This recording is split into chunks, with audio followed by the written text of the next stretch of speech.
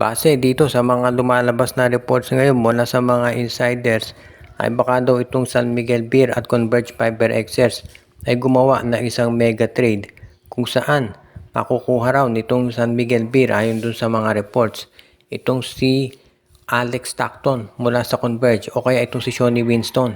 Mas malamang doon sa dalawa si Shawnee Winston daw ang makuha ng San Miguel at ang ipapalit naman nila ay itong si Motaw Tuwa. So, guard ang kukunin ng San Miguel kapalit nitong si Shawnee Winston, itong si Motaw Tuwa. Ngayon, ang gagawin naman daw ng SMB kapag nakuha na itong si Shawnee Winston mula sa Converge, ite-trade nila ito si Jeron Teng dito sa Northport Batampier kapalit nitong si William Navarro. So, meron na silang pampalit na big man. So, ang mangyayari, dalawang trade ang gagawin ng San Miguel. Una, ite-trade si Tautuwa dito sa Converge para kay Shawnee Winston. Pangalawa, ite-trade nila ito si Jeron Teng dito sa Northport para kay William Navarro. So, ganyan daw ang magiging sitwasyon ngayon. At alam natin na si Shawnee Winston, isa doon sa mga rising stars ng PBA. Kaya nga kung sakasakali na makuha nila yan, magiging matindi ito para dito sa lineup nitong San Miguel Beer. Lalo na kung kukunin talaga nila itong si Shawnee Winston ngayon at sigurado na magiging maganda yan para dito sa Beermen. Kung sakasakali na makuha nila si Shawnee Winston, hindi na masyadong iindahin yung pagkawala nitong si Jeron Teng at Motaw Tuwa. At of course, kung madadagdag pa si William Navarro, lalong ang lakas nitong San Miguel kapag nagkataon. Samantala, ang Converge naman kapag nakuha si Tautuwa, magkakaroon na ng backup center ito si Arana at si Baltasar. Kaya sa tingin ko, panalo din ang Converge sa trade na to. Ngayon, kung mawala nga si Shawnee Winston, pwede naman nilang i-trade si J.M. Ambohot para kumuha ng ibang shooting guard na mag-fill up naman doon sa pwesto nito.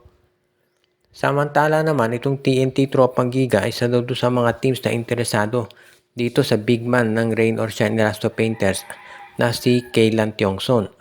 Gusto raw ng TNT na magkaroon ng isa pang additional big man at posibleng mangyari daw baka i-trade itong si Brandon Rosser para dito kay Kaylan Tiongson. Ito si Rosser, alam natin meron niyang ACL injury at on the way na raw to recovery. Pero baka ito i-trade ng TNT Tropang Giga pagkatapos ito makarecover dito sa Rain or Shine Elasto Painters.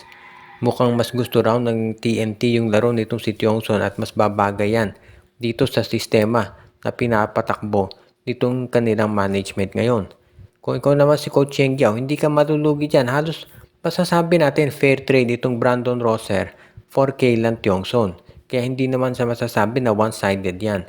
Ang magiging issue na lang dyan kasi ito si Rosser, more of a center. Samantala naman itong si Tiongson, more of a power forward. Pero marami ng center itong TNT. Ni-renew na nila kontrata ni Kelly Williams at itong si Poy Eram. So, siya na senyales na yan ang magiging center talaga nila for the foreseeable future. Kaya kinukuha nila si Kaylan Tiongson bilang forward. Samantala naman itong Rain or Shine Elasto Painter, syempre i-welcome niyan ito si Brandon Rosser na maging kapartner ni Kit Dato do sa center slot.